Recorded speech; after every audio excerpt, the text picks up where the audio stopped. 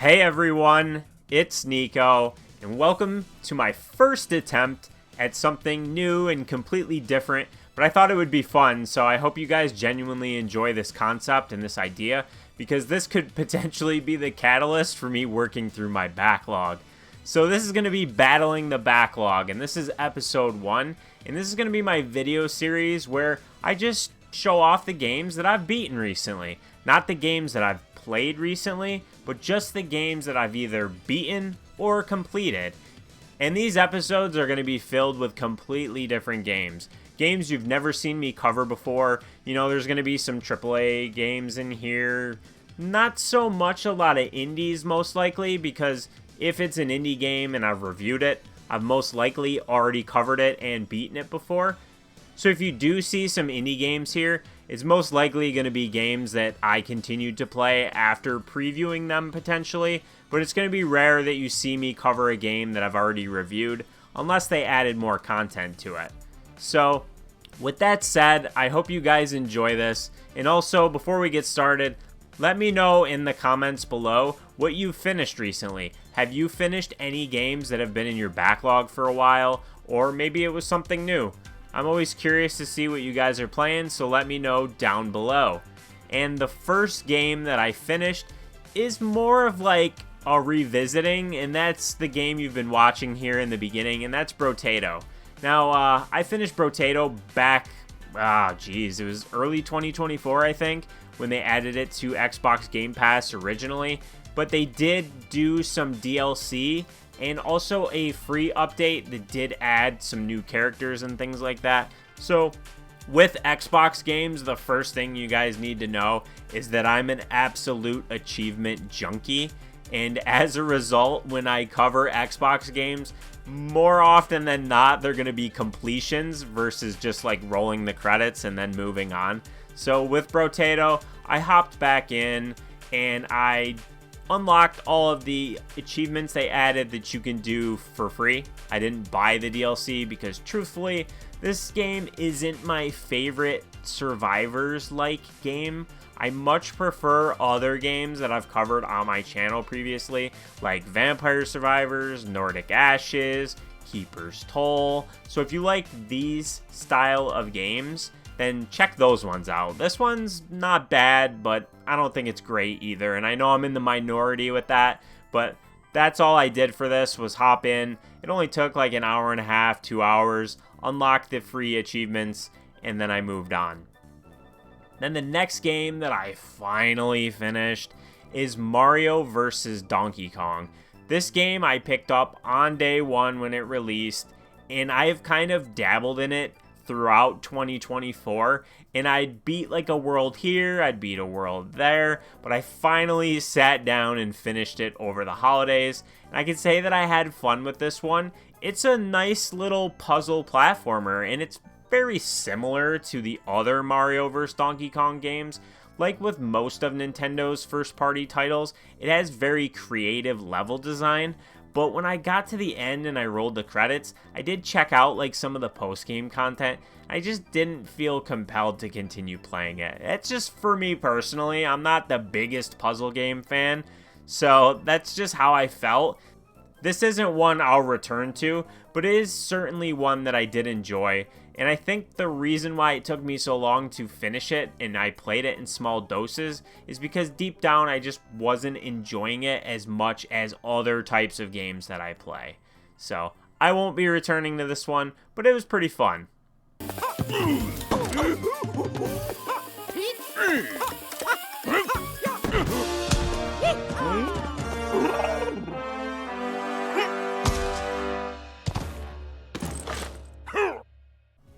And then the next game was Atlas Fallen Reign of Sand. And I played this off Xbox Game Pass. And I understand that when this game originally released, it was kind of a mess. And I did run into some weird bugs and glitches when I played through it still, even though they're done updating the game. But this is a fun co-op game. And that's something you're going to see a lot with Xbox Game Pass games that I'm going to cover in this series, is that if there's co-op, that's going to be how I play it. I have a friend of mine that has Game Pass as well, and we love playing different types of co-op games. In my Indie Games of the Year episode for 2024, I mentioned Core Keeper, and I played that on Game Pass, and I played it with my friend. So this is just like that, where I played through it co-op. And truthfully, if I'm being completely honest with you guys, I don't think I would have had nearly as much fun with this had I played it single player. And I do really appreciate how seamless the co-op was. You really only needed to play like 10 minutes of a tutorial before they let you go co-op, and then you could play the entirety of the game co-op, and they handle it really well. Every single thing that you collect, both players get. It's not one of those cases where it's like, okay, there's a hidden chest or a hidden collectible, you both need to grab it. No, you both get all of the contents of like every chest, every collectible. Everything is tied to both of you. And I love games that do that, because it's really tedious when it's like, okay, I found a chest, so I pop it open on my screen, but my friend also has to come get it. I hate that in co-op games, so thankfully with Atlas Fallen that was not the case. This game had some really fun melee combat, and the environments aren't really that interesting because it's a lot of empty open areas, but for an action adventure RPG, like, this is a fun one. So if you have Game Pass and you have a friend that you play co-op with, check this one out, because I had a lot of fun with it.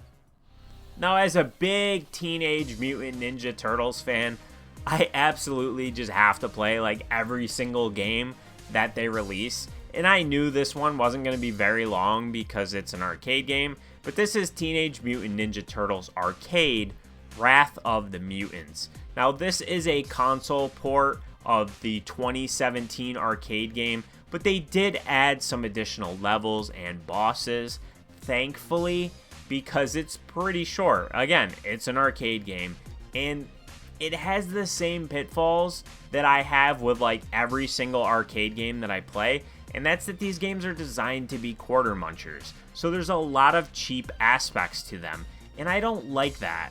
But I did have some fun with this. This game would have been way more fun in co-op than it was playing it single player, but I did like trying out the 4 different turtles.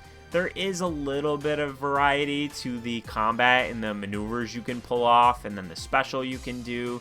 There's a good bit of material pulled from the TV show that it's tied to. You'll see a lot of familiar faces and characters if you're a longtime TMNT fan, and I had fun with it, but I'm very thankful that I only paid $15 for this game when I bought my physical when it was on sale, because this game's really short. There's not a lot of content. Like, yeah, there's 3 different difficulties. I played through it on normal, and then you do unlock a hard mode, but unless you have somebody to play this co-op with, it's really nothing special. It's just another beat 'em up.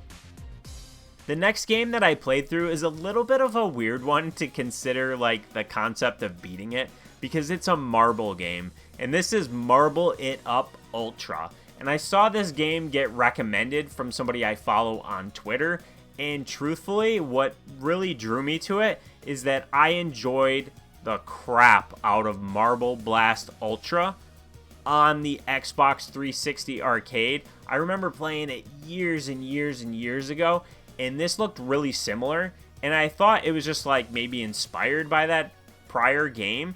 But actually, this is a lot of the same team that made the 360 game that I mentioned. So this is just a marble game where you just have a goal that you need to reach, and each level does have a hidden collectible. These are often hidden in very difficult to reach places, and they're only really cosmetics. There's different types of cosmetics you can unlock to change how your marble looks. But this one is so fun. This is a really chill game to play. But if you like to set high scores, and in this case it's more times than high scores, then this one could stress you out, because you need to execute like perfectly throughout the levels to get the gold times or the diamond times and unlock everything. For me, it was just like I was satisfied with just playing through it and having a good time, and for the most part I tried to go fast, but I didn't really rush myself. It wasn't the end of the world if I got a bronze or a silver medal. This also has a multiplayer mode as well, which I understand isn't usually tied to like a backlog thing, but I decided to kind of hop in and give it a shake, And to my surprise, there actually was players playing this. And it was pretty fun for like the 10 minutes that I played it. But the players I got matched up with, they kept voting the same game mode, which was this like sumo mode where you're trying to knock each other out of the circle, kind of like a King of the Hill type of mode. So after a few levels of the same mode, I just dipped out. But this is a really fun one, and probably a game I will return to because there is a lot of bonus levels after you clear like the main storyline campaign. And there's some pretty cool cosmetics as well that you can unlock in this. So this was a really fun one, and it actually does have a physical if you're a Switch collector, which is how I played it. Then I played through a game that had been in my backlog since it originally released early in 2024, and that's Princess Peach Showtime. This game looked really cool, which is why I bought it in the first place, but genuinely, I had way more fun with this than I was anticipating. I had such a good time because of how varied the different plays play out. Peach has different costumes that she'll adorn, and then she plays different. The game fundamentally plays really simple. Like, you mostly use like 3 buttons and then you just move around. It's not complex at all, but each character has like their own gameplay style. Like, there's shoot 'em up sections, and there's platforming sections, and stealth. And then there's like these levels where you play as like a sleuth and you're trying to unravel like mysteries and follow clues. There's a lot of variation to its gameplay, and that's genuinely what I personally enjoyed. But I do also understand that for some players, since you do have to play through all the different plays and all the different types, that there might be some that don't quite resonate with you, and then you might be like, this is such a slog. Like, I totally get that. But for me, I like variety in my games, and I really enjoyed that about it. And then once I beat the game, I was surprised. They add a whole bunch more content. It does mostly require you to revisit the same levels, and they'll play a little bit differently as they're asking you to look for more things that weren't there the first time through. I didn't do that. I was satisfied just beating it. But this might be one that I pick up and play again in the future. But it surprised me because it was more fun than I was anticipating. Next up is another game I played on Game Pass, and another game that I played co-op with my buddy, and this is Evil West. Now, this is mostly like a third-person shooter slash beat-em-up. It's pretty linear in the way it plays out, and the co-op isn't handled quite as well as Atlas Fallen because the save data is tied to the host, and that kind of screws up a few things. For one, in terms of the achievements, screws over the guest player or the second player that's joining the host. And then also, one of the key features in the game, if you play the single player, is that you could revisit any chapter that you've beaten previously by quickly selecting it in the lore menu, and then if you missed any collectibles or you need to refight a boss for an achievement, you can do that. You unfortunately can't do that in the co-op, and that really kind of boned my friend because one of the achievements seemed to be bugged, and for him to try and get it himself, he would need to play through the entirety of the game to get to that chapter, which was chapter 10. And so he ultimately got all the achievements but one. I was able to load up the single player and get that one I was missing. But this is a pretty fun third-person shooter slash beat-em-up, whatever you want to call it. It does have a lot of hand-to-hand, like melee combat. There's some cool abilities and a nice skill tree that you can level up.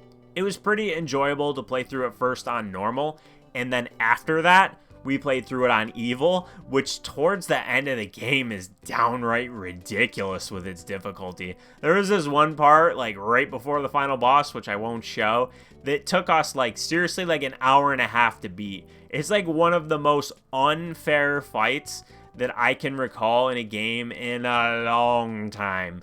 So Evil West was okay. I'm glad to be done with it, and I immediately uninstalled when I finished, but I did manage to complete it and unlock the achievements.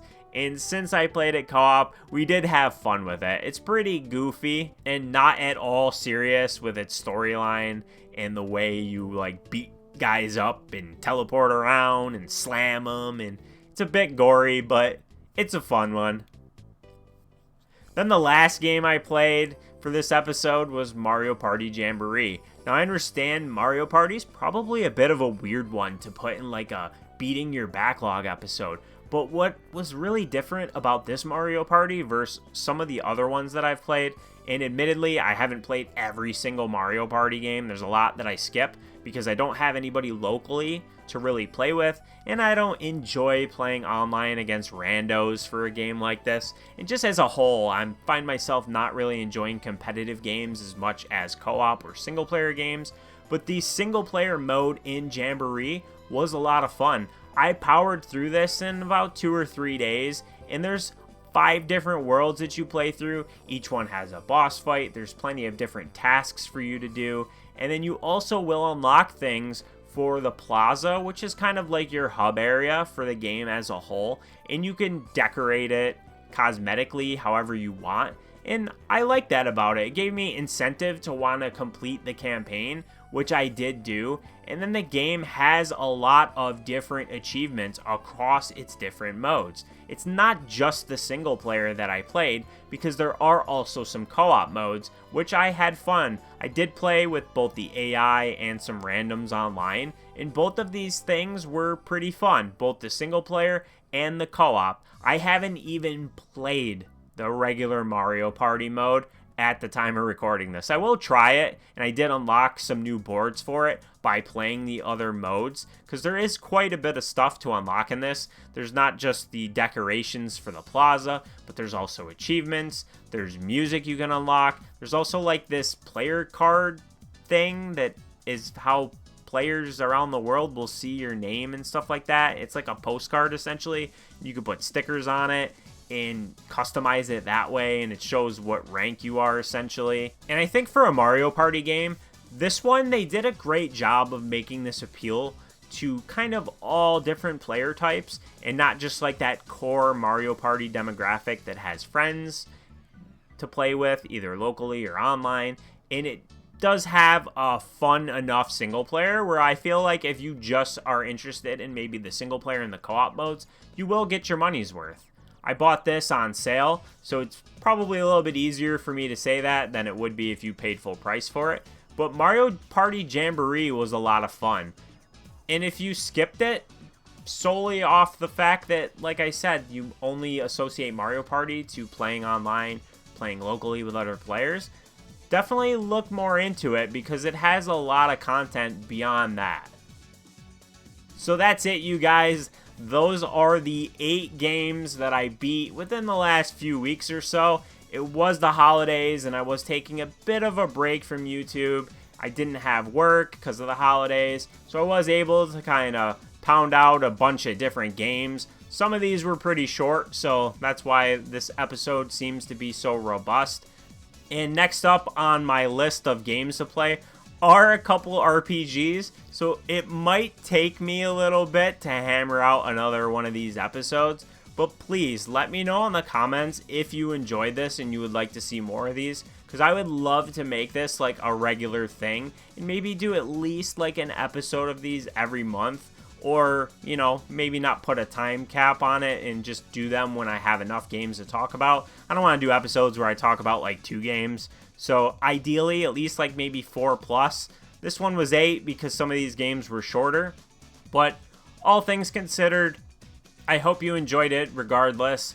Thank you for watching. Thank you for subscribing. But until next time, have a good one.